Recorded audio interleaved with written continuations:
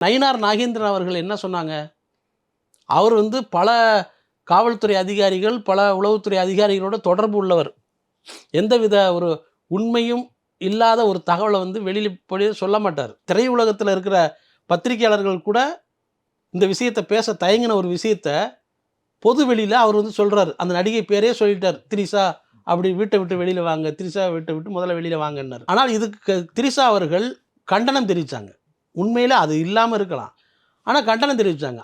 அவங்க என்ன கண்டனம் தெரிவிச்சாங்கங்கிறத நம்ம கவனிக்கணும். என்னுடைய தனிப்பட்ட வாழ்க்கையை பொதுவெளியில் பேசுவது அநாகரிகமானது. இப்படி சொல்லியிருக்காங்க. என் மீது அபாண்டமான பழியை சொல்வது தவறு. சட்டப்படி நடவடிக்கை எடுப்பேன்னு ஏதாவது சொன்னாரா? அப்படி இல்ல. ஆனால் அதுதான் அங்கே பேசப்பட்டது. இப்படி இவர் பேசியிருக்காரு அப்படின்னு. இந்த விஷயம் தான் இப்போ சங்கீதா அவர்களுக்கு கடுமையான கோபத்தை ஏற்படுத்தியிருக்கு அப்படிங்கிறத நான் பார்க்குறேன்.